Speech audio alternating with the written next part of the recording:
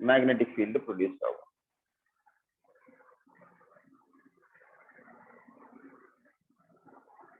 Okay, surrounding which magnetic field is produced. அப்ப இந்த ஒரு காயில் வழியா I current போகுது. இதை சுத்தி ஒரு magnetic field இருக்குது. சர்க்குலர் காயில் அது. இந்த பக்கம் கரண்டோட டைரக்ஷன் இருக்கு, இந்த பக்கம் கரண்டோட டைரக்ஷன் ஆப்போசிட்டா இருக்கு. இதோடைய சென்டர் இதான். இங்க பாத்தீங்களா இந்த ரேடியஸ் இருக்கு, இந்த ரேடியஸ் வந்து ஆர் அப்படின்னு ஆர் ரேடியஸ். இங்க ஒரு பாயிண்ட கன்சிடர் பண்றோம். கன்சிடர் பாயிண்ட் இது சென்டர்ல இருந்து ஒரு z தூரத்துல இருக்கிறதா வச்சு. Point is z from the center. இந்த ரேடியஸ் இதுக்கும் அதேதான் இல்லையா, இதுக்கும் அதேதான். இந்த பாயிண்ட்ல இருந்து இந்த பாயிண்ட ஒரு லைன் ஜாயின் பண்றேன். ஓகே, இந்த பாயிண்ட்டும் இங்க லைன் ஜாயின் பண்றேன். இதோடைய ஆங்கிள் வந்து தீட்டா. இதோட ஆங்கிள் வந்து தீட்டா. இது வந்து ஆர் அப்படின்னு வச்சுக்கிறீங்க. இந்த டேஷ் வந்து ஆர்னு வச்சுக்கிறீங்க. இந்த இடத்துல இந்த பாயிண்ட் வந்து பி. இந்த பி அப்படின்ற இந்த பாயிண்ட்ல what is the magnetic induction due to the small elementary portion. இந்த சின்ன எலிமெண்டரி போர்ஷன்ல உண்டாகக்கூடிய மேக்னெட்டிக் இண்டக்ஷன் எவ்வளவு? அந்த மேக்னெட்டிக் இண்டக்ஷன் வந்து db vector. The magnetic induction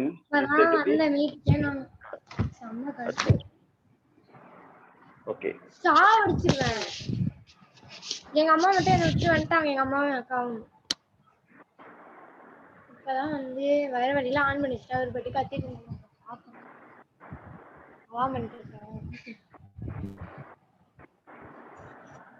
Shabana எனக்கு மெசேஜ் அனுப்புறா.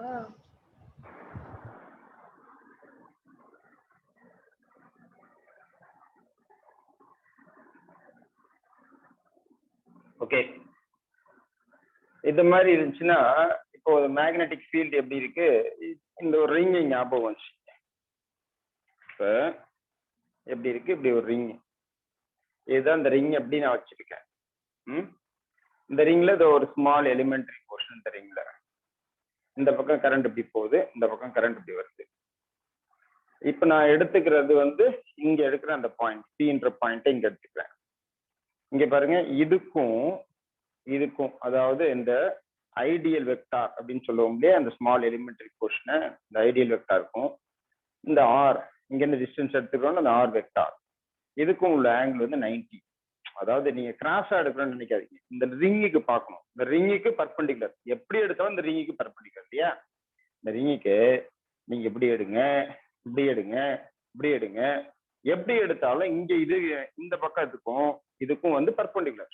θ = 90 அப்படின்னு நம்ம பாக்குறது இந்த இடத்துல பாக்குறோம். அப்போ மேக்னெட்டிக் ஃபீல்டு என்னவா இருக்கு அப்படின்னா, நீங்க டைரக்டா ரிசால்வ் பண்ண முடியாது. இதை வந்து காம்பனன்ட் வச்சா ரிசால்வ் பண்ண முடியும்.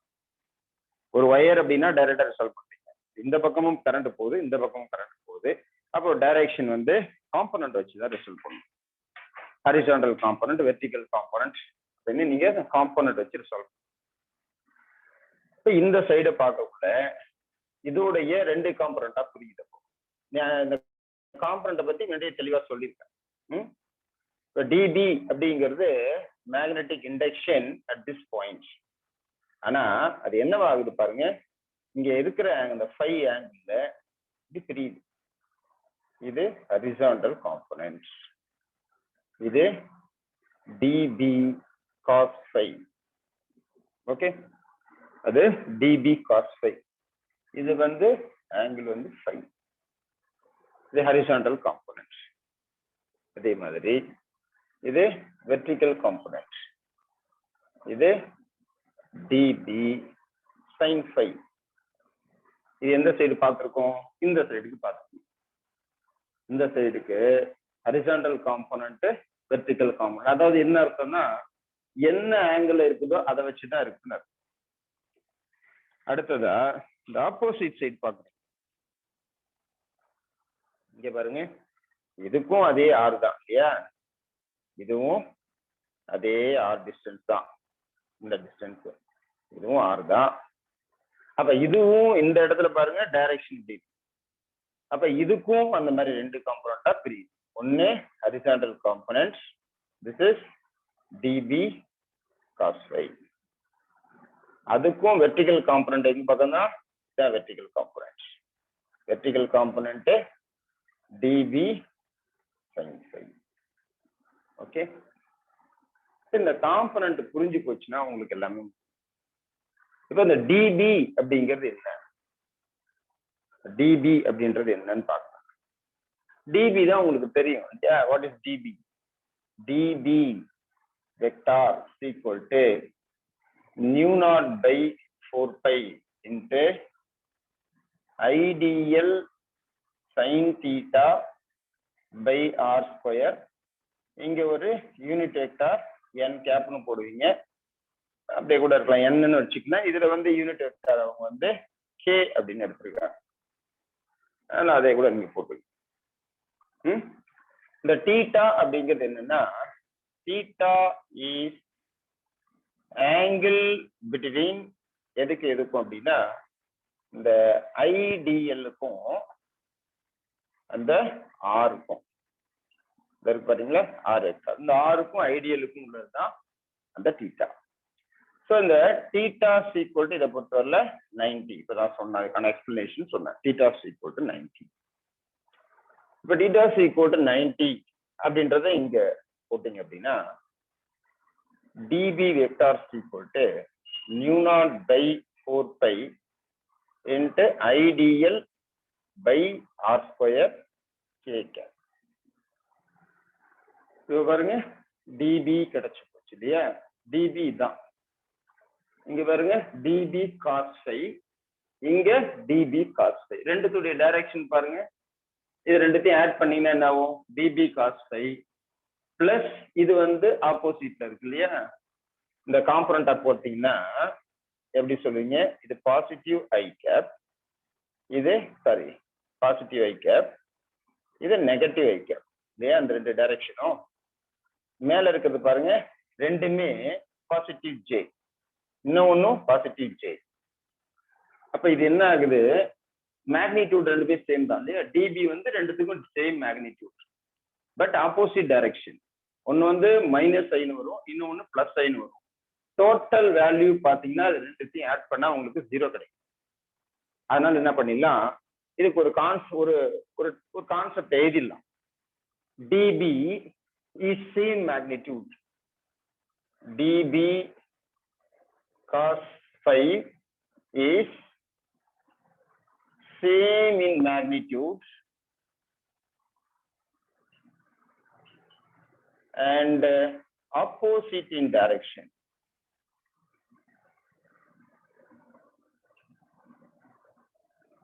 Hence it cancel each other.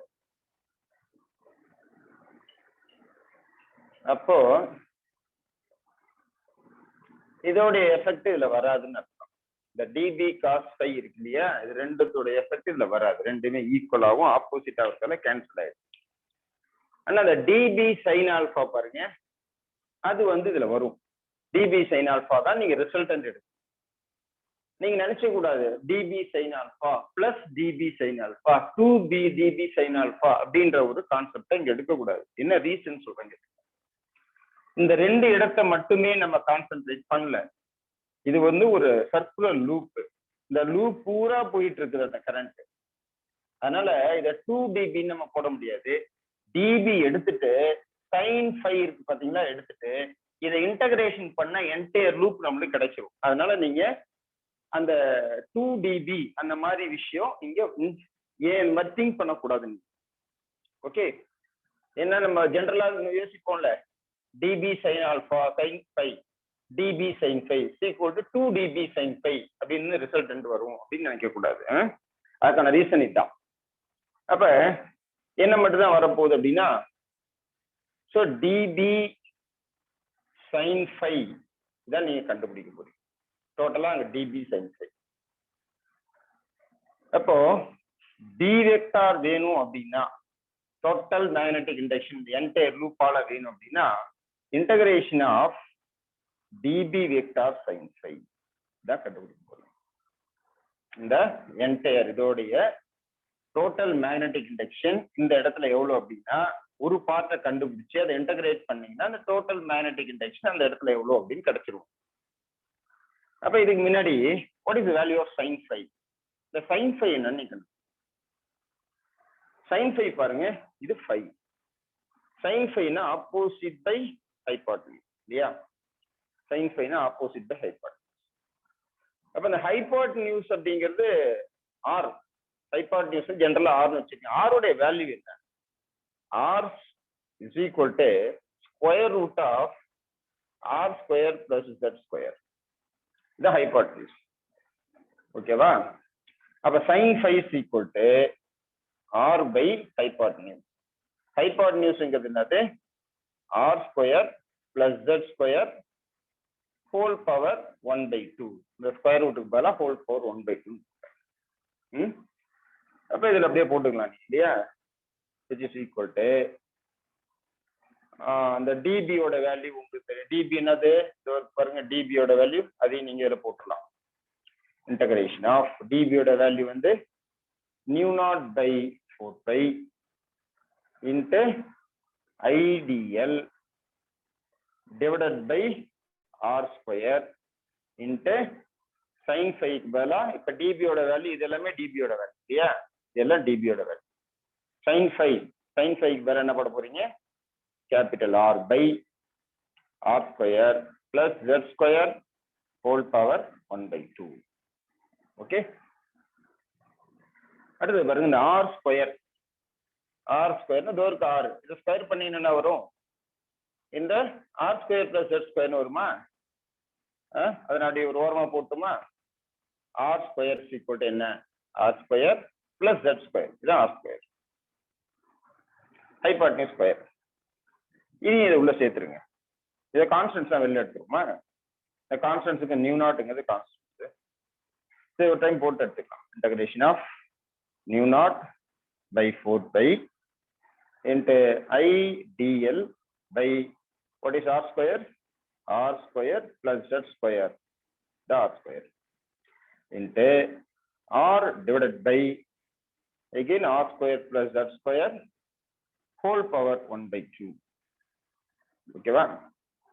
இது x into x power 1/2 அந்த ஃபார்முலா இருக்கா? x into x power 1/2 is equal to x power 3/2 ன்னு வரும் இல்லையா? அப்போ அதை நம்ம சப்ஸ்டிட்யூட் பண்றோம். which is equal to integration mu naught by 4 pi into IDL by r square plus z square whole power 3/2 மேல ஒரு r. ஓகே, இப்ப இத இன்டகிரேஷன் பண்றீங்க. இன்டகிரேஷன் பண்றோம். இன்டகிரேஷன் எதுக்கு மட்டும்தான் நம்ம இன்டகிரேஷன்? இது எல்லாமே கான்ஸ்டன்ட். பாருங்க, கான்ஸ்டன்ட் தான் வெளில போட்டோம். பாருங்க, நியூ நாட் கான்ஸ்டன்ட் அதோட வேல்யூ உங்களுக்கு தெரியும். ஐ போற கரண்ட் கான்ஸ்டன்ட் இல்லையா? அந்த ரேடியஸ் வந்து constant divided by 4 pi constant. Okay, அதுக்கப்புறம் இதுவும் கான்ஸ்டன்ட் இல்லையா?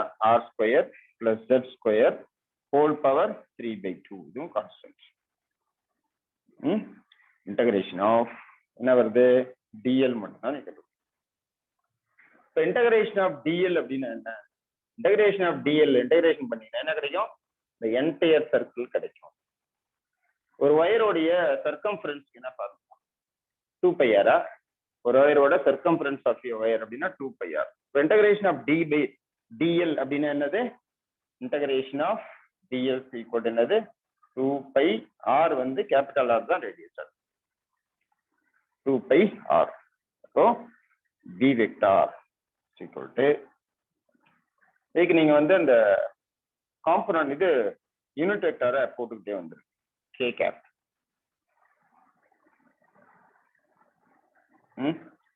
So b vector is equal to nu naught I r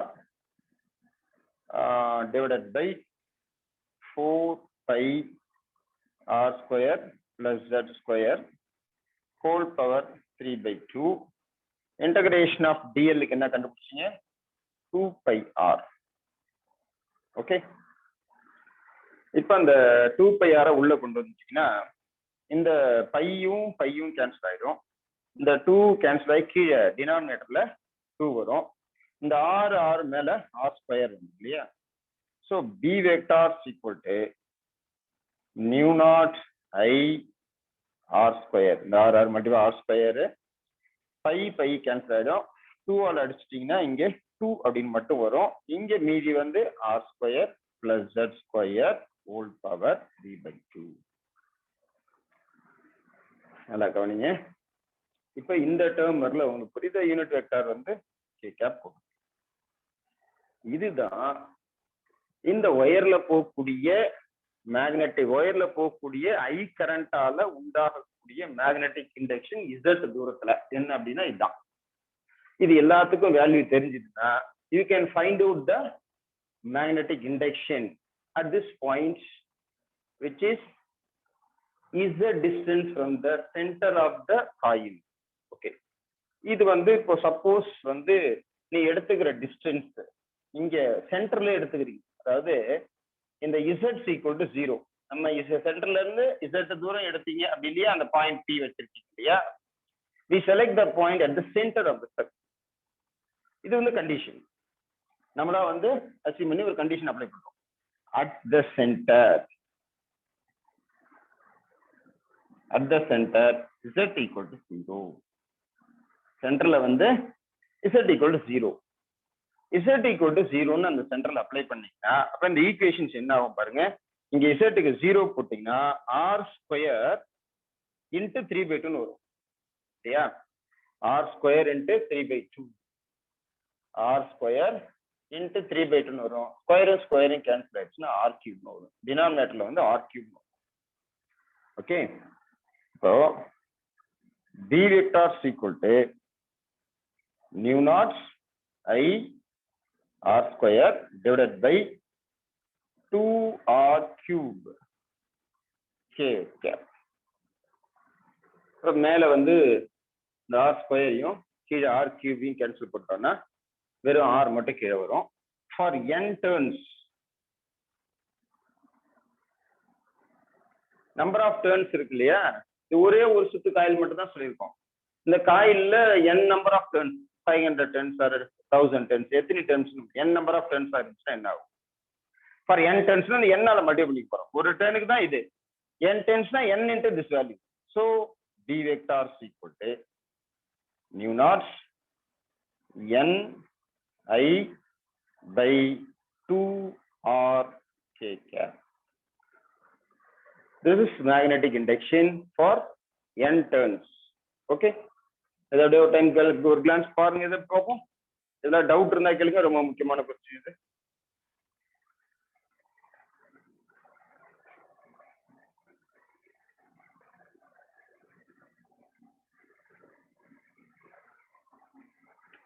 சுதி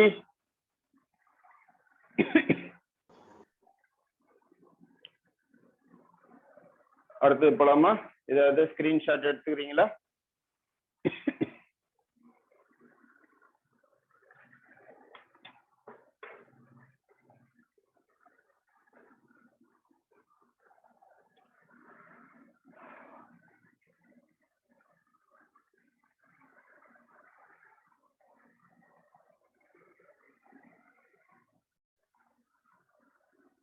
One, magnetic field due to the current carrying coil or current carrying conductor. Another one field, magnetic field due to earth.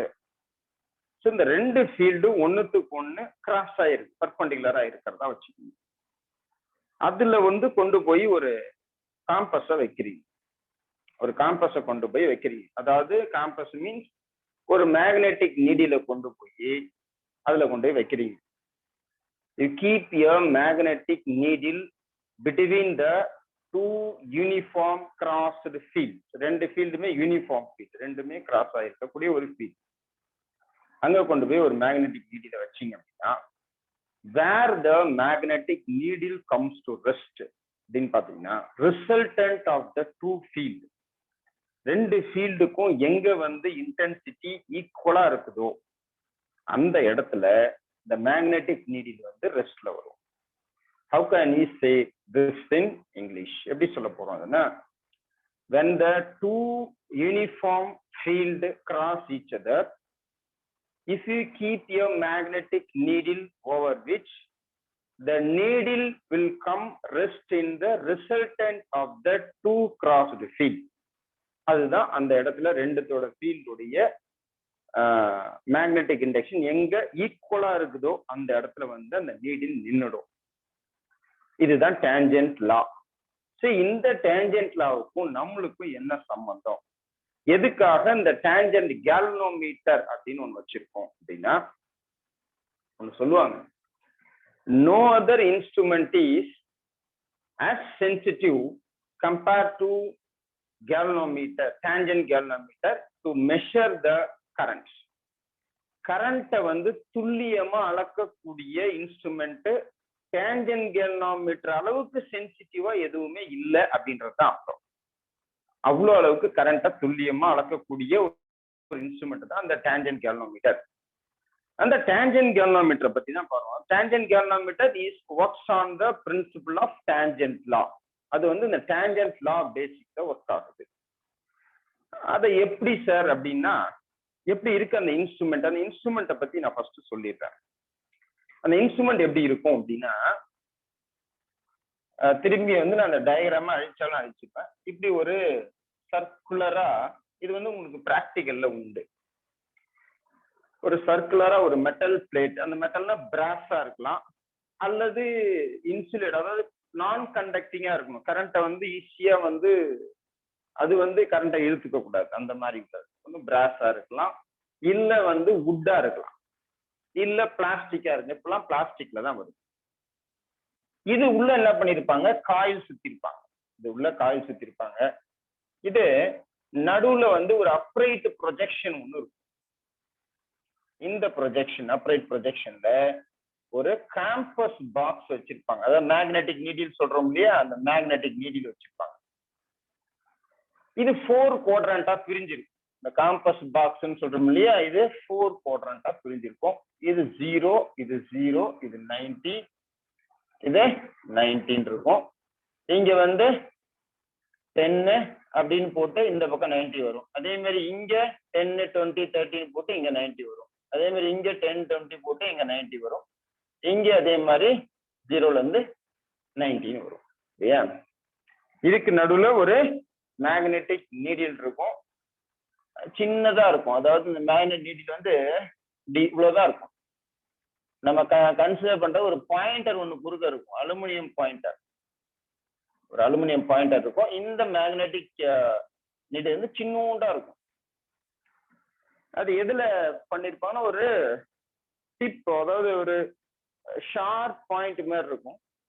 நம்ம குண்டூசி மாதிரி இருக்கும். அதுக்கு மேல வந்து இதை rest பண்ணிருப்பாங்க. ஃப்ரீயா ரொட்டேட் ஆகும், ஃபிக்ஷன் இல்லாம ரொட்டேட் ஆகும். அந்த மாதிரி ஒரு காம்பஸை கொண்டு போய் எங்க வைக்கிறோம், இதுக்கு நடுவுல வைக்கிறோம். அது எந்த இடத்துல இருக்கு அப்படின்னா, இந்த சர்க்கிள் இருக்கு இல்லையா, அந்த காயிலுடைய சர்க்கிள் இருக்கு இல்லையா, அதுக்குன்னு ஒரு ரேடியஸ் இருக்கும் இல்லையா, அந்த ரேடியஸ்ல கரெக்டா சென்டர்ல அந்த மேக்னெட்டிக் நீடில் இருக்கு. இந்த காயிலுடைய ரேடியஸ் இருக்கு இல்லையா, சென்டர் ஆஃப் கர்வேச்சர்னு சொல்றோம் இல்லையா, அந்த சென்டர் ஆஃப் கர்வேச்சர்ல இருக்குது. ஓகே, இது என்ன பண்ணிருக்காங்க, கீழே வந்து ஒரு பேஸ் ரவுண்டா இருக்கும். அந்த பேஸ், அந்த பேஸ் இப்படி இருக்கு.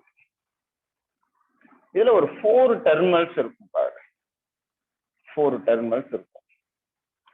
இதுலதான் நீ எந்த கரண்ட்டை மெஷர் பண்ண போறியோ, இந்த காயில் வந்து ஒரே மாதிரியான காயில் கிடையாது. காயிலுடைய திக்னஸ் வந்து வேரி ஆகும். கரண்ட்டுக்கு தகுந்த மாதிரி இந்த காயிலுடைய திக்னஸ் வேரி ஆகும், நம்பர் ஆஃப் டர்ன்ஸ் வேரி ஆகும். இந்த ரெண்டுத்துக்கு நடுவுல கொடுத்தீங்கன்னா அது 5 டர்ன்ஸ், இதுக்கு நடுவுல கொடுத்தீங்கன்னா இது 50 டர்ன்ஸ், இதுக்கு நடுவுல கொடுத்தீங்கன்னா 500 டர்ன்ஸ். இந்த மாதிரி இருக்குது. இல்ல 2 டர்ன்ஸ், 5 டர்ன்ஸ், 50 டர்ன்ஸ், அந்த மாதிரி எப்படி வேணுமோ இருக்கு. ஸோ இந்த காயிலுடைய டர்ன்ஸை பொறுத்து இருக்கு. எங்க வேணுமோ நீ கொடுத்துக்கலாம். அதுக்கு n அப்படின்னு சொல்றோம் இல்லையா, நம்பர் ஆஃப் டர்ன்ஸ் கண்டுபிடிச்சிங்க இல்லையா, ஒரு ஃபார்முலா கண்டுபிடிச்சிங்களா. இப்போ b = என்ன கண்டுபிடிச்சிங்க, mu naught ni by 2a 2r அப்படின்னு கண்டுபிடிச்சிங்க இல்லையா. at the center of the coil தானே அது, center of the coil அப்படின்னா இதான formula, b = new naught ni by 2r. Okay, இந்த n-ன்றது தான் இது நம்பர் ஆஃப் டர்ன்ஸ், 5 50 500 அப்படிங்கிறது அந்த n. நீ கண்டுபிடிக்க வேண்டியது கரண்ட் i. இந்த ரேடியஸ் நீ கண்டுபிடிச்சிங்க. எப்படி ரேடியஸ் கண்டுபிடிப்பேன்னா, டைரக்டா கொடுத்துருக்க மாட்டாங்க. இந்த சர்க்கிள் இருக்கு இல்லையா, அந்த சர்க்கிள் வந்து பெரிமீட்டர் வந்து 2πr. பெரிமீட்டர் 2πr = 50 வந்துச்சுன்னா இதான் ரேடியஸ். இந்த r = என்ன கண்டுபிடிப்பீங்க, r = 50/2r போட்டுப்போம் இல்லையா. அப்ப இந்த மாதிரி யூஸ் பண்ணி என்ன பண்ணிக்கலாம், ரேடியஸை கண்டுபிடிச்சிக்கலாம். ஓகே, இதுதான் கன்ஸ்ட்ரக்ஷன். இதுக்கு வந்து என்ன பண்ணிருப்பாங்க, கீழே 3 லெவலிங் ஸ்க்ரூஸ் கொடுத்துருப்பாங்க, அட்ஜஸ்ட் பண்ணிக்கலாம். அப்புறம் உனக்கு ஒரு ஸ்பிளிட் லெவல் ஒன்று கொடுத்துருப்பாங்க. இது ஒரு கரெக்டா ஹரிசாண்டலா இருக்கும், அந்த மாதிரி ஸ்பிளிட் லெவல் ஒன்று கொடுத்துருப்பாங்க. ஓகே, இதுதான் டேன்ஜென்ட் கேல்வனோமீட்டரோட கன்ஸ்ட்ரக்ஷன். இதுல எங்க சார் 2 ஃபீல்டு வருது அப்படின்னா, ஒரு ஃபீல்டு வந்து due to horizontal component of earth magnetic induction. One field is due to horizontal component of earth magnetic induction. பூமியில இருக்கு இல்லையா, அந்த எர்த்தோடைய மேக்னெட்டிக் இண்டக்ஷன் வந்து ஹரிசாண்டல் காம்பனன்ட், அதான் BH. இன்னொரு ஃபீல்டு நீ கரண்ட் கொடுக்கறதால உண்டாகக்கூடிய மேக்னெட்டிக் இண்டக்ஷன் B. ஓகே, அப்போ அந்த காயில் வந்து ரெண்டுத்துக்கும் நடுவுல எங்க வந்து கான்ஸ்டன்டா இருக்கோ அங்க வந்து ரெஸ்ட் பண்ணும். இதுதான் அந்த மேக்னெட்டிக், இது வந்து ரெஸ்ட்டுக்கு வந்துடும். இதுதான் டேன்ஜென்ட். அப்ப டேன்ஜென்ட் லா அப்படின்னா B = BH tan θ. இதுதான் டேன்ஜென்ட் லா. Bங்கிறது எதுக்கு சமமா இருக்குன்னா BH tan θ சமமா இருக்கும். Bங்கிறது அது நம்ம கரண்ட் கொடுக்கறதால உண்டாகக்கூடிய magnetic induction B. B = BH tan θ. இதுதான் டேன்ஜென்ட் லா. இந்த டேன்ஜென்ட் லா பேசிஸ்ல தான் நம்ம இதை எக்ஸ்பிளைன் பண்ண போறோம். எப்படி இதை மெஷர் பண்ண போறீங்க, எந்த கரண்ட்டை நீ கண்டுபிடிக்க போறீங்க, எந்த கரண்டோட வேல்யூவை போட்டு மெஷர், அந்த கரண்ட்டை நீ என்ன பண்ற, இங்க கொடுத்துட்ற. 2 வயர் இருக்கும் இல்லையா, பிளஸ் 1 இருக்கும் மைனஸ் 1 இருக்கும் இல்லையா, இந்த மைனஸை கொடுத்துறீங்க, இங்க பிளஸை கொடுத்துறீங்க. அப்ப நம்பர் ஆஃப் டர்ன்ஸ் ஒரு 5 அப்படின்னு வச்சு. ஓகே, இந்த கரண்ட்டை கொடுத்தவொடனே ஏற்கனவே என்ன இருக்கும், அது நம்ம வெறும் அந்த கிராவிடேஷன், அதாவது horizontal component of earth magnetic induction மட்டும்தான், நார்த் மட்டும்தான் காமிச்சிட்டு இருக்கும். இது நார்த் டைரக்ஷன்ல கரெக்டா காமிச்சிட்டு இருக்கும். அந்த பாயிண்டர் ஃபர்ஸ்ட் 0 0ல இருக்கும். அதுக்கு தகுந்த மாதிரி அலைன் பண்ணி வச்சுக்கோ. நீ கரண்ட்டை கொடுத்த உடனே என்ன ஆகும், டக்குன்னு இது வழியா கரண்ட் போகுது, இந்த காயில் வழியா கரண்ட் போகுது. கரண்ட் போன உடனே அதை சுத்தி ஒரு மேக்னெட்டிக் ஃபீல்டு உண்டாகும். ஏற்கனவே எர்த்துடைய மேக்னெட்டிக் ஃபீல்ட்ல இருக்குது. நீ கரண்ட் கொடுத்த உடனே இன்னொரு மேக்னெட்டிக் ஃபீல்டு, கரண்டால உண்டாகக்கூடிய மேக்னெட்டிக் ஃபீல்டு, ரெண்டும் ஒண்ணுத்துக்குள்ள பர்பெண்டிகுலரா இருக்கும். அதுக்கு தகுந்த மாதிரி நீ அரேஞ்ச் பண்ணி வச்சு. ஏன்னா இப்ப கரண்ட் இந்த காயில்ல போகுதுன்னா மேக்னெட்டிக் ஃபீல்டு இப்படி தானே இருக்கும், பர்பெண்டிகுலர் டைரக்ஷன் தானே. அதனாலதான் சொல்றேன். அப்போ இப்படி இருக்குது, ஏற்கனவே இப்படி இருந்துச்சு.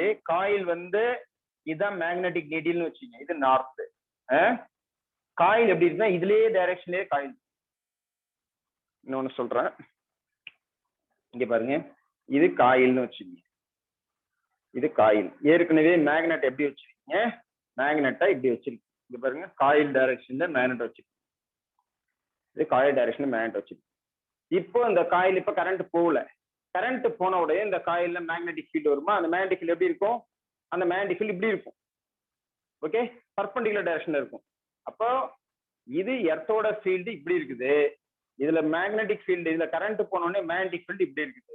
அப்ப ரெண்டு ஃபீல்டும், ஒரு ஃபீல்டு இப்படி இருக்கு, ஒரு ஃபீல்டு 2 கிராஸ் ஃபீல்ட்ஸ். அப்போ இது ரிசல்டன்டா ஒரு இடத்த வந்து நிற்கும். அத மாதிரி இந்த 2 கிராஸ் ஃபீல்ட்ஸ் ஒரு இடத்துல வந்து ரெஸ்ட்ல நிக்குது. அப்ப நின்னுச்சுன்னா அதுதான் B = BH tan θ. அதுதான் கண்டுபிடிக்கும். கரண்டோட ஸ்ட்ரென்த்தை இன்க்ரீஸ் பண்ணீங்கன்னா அப்ப அந்த டிஃப்ளெக்ஷனும் அதிகமாகும் இல்லையா. கரண்ட் ஸ்ட்ரென்த்துக்கு தகுந்த மாதிரி கரண்ட் ஸ்ட்ரென்த் அதிகமாக மேக்னெட்டிக் ஃபீல்டு அதிகமாகும். இல்லையா? இந்த இது பாருங்களேன், இதை பாத்தீங்கன்னா இது எல்லாமே கான்ஸ்டன்ட் தானே. b is directly proportional to I தானே இதை பாத்தீங்கன்னா. அப்போ I இன்க்ரீஸ் ஆக b இன்க்ரீஸ் ஆகும். b இன்க்ரீஸ் ஆச்சுன்னா ஆல்ரெடி அப்போ அந்த டேர்னிங் எஃபெக்ட் தீட்டா மாறும். அப்போ இப்போ என்ன பண்றீங்க, b உடைய வேல்யூ என்ன, b உடைய வேல்யூ நீ கண்டுபிடிச்சு வச்சிருக்கீங்க. என்னது, new naught ni by 2r is equal to bh tan theta. இல்லையா? சென்டர் ஆஃப் த காயில்ல இதான் ஃபார்முலா. இதுல I வேணும்னா என்னது, I வேணும் அப்படின்னா மீதி டேர்ம்ஸ் எல்லாம் அங்க போகுதுமா. I வேணும்னா bh tan theta divided by nu naught n, இந்த 2r மேல போயிடும் இல்லையா? ஓகே, இதை யூஸ் பண்ணி நீ கரண்ட் கண்டுபிடிச்சா. தீட்டாங்கிறது என்ன கரண்ட்டுக்கு என்ன டிஃப்ளெக்ஷன், அதான் தீட்டா. பிஹெச்ங்கிறது constant value. BH is equal to என்னன்னா 3.75 into 10⁻⁵ டெஸ்லா. இது வந்து horizontal component of earth magnetic induction constant.